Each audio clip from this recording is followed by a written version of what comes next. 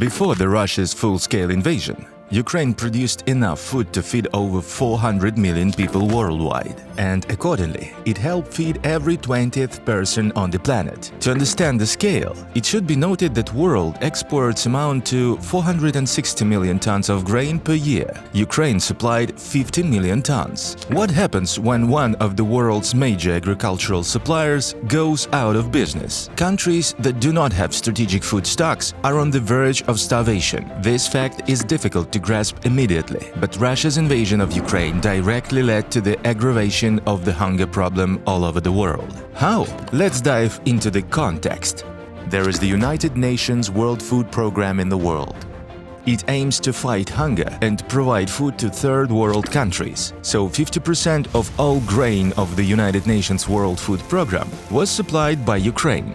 Why did Ukrainian grain play such a crucial role? Ukraine had a developed system of ports and free access to two seas, which allowed quickly supplying raw materials in large quantities all over the world. Consequently, the poorest countries of Africa, Asia and Latin America literally depended on the availability of Ukrainian grain. Russia's aggression against Ukraine caused a shortage of 30 million tons of grain in entire Africa. The aggravation of the hunger problem directly affects stability in the world. After all, hunger leads to riots, mass migration, which exacerbates another problem: an increase in the number of refugees from third world countries. Rising prices are no less a threat to the food security of every one of us. For example, over 1,200 bakeries across South Korea shut down during the first half of 2022, as Russia's invasion of Ukraine caused prices for key ingredients such as wheat, flour or oil to spike. Where is South Korea and where is Ukraine, you may ask? 24th February 2022,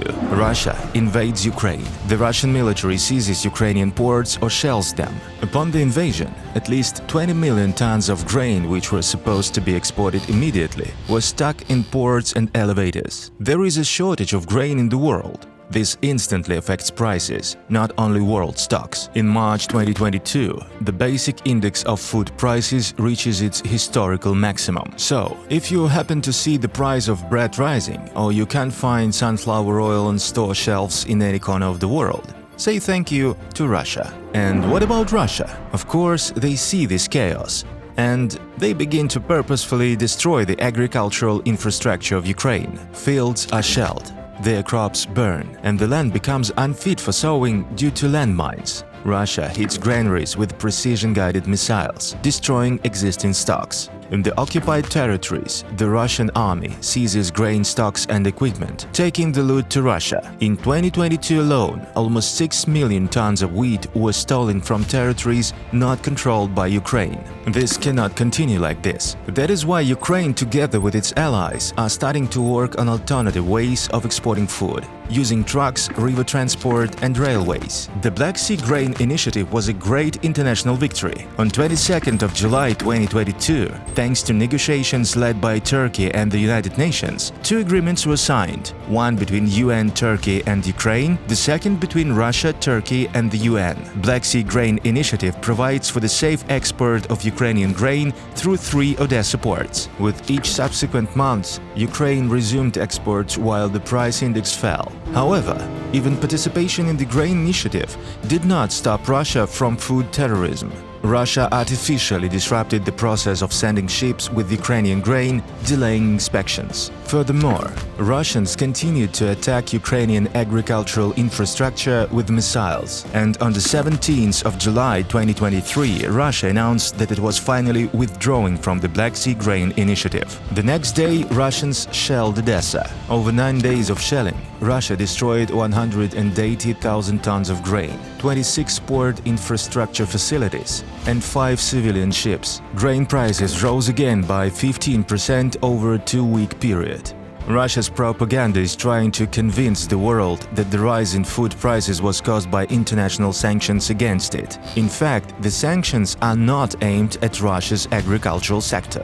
Their purpose is to prevent the financing of the Russia's military machine, the main cause of food crisis. Any Russia's profits are an opportunity to develop new weapons, and therefore new attacks, including on the agricultural sector of Ukraine and ports. What is the likely purpose of Russia's food terrorism?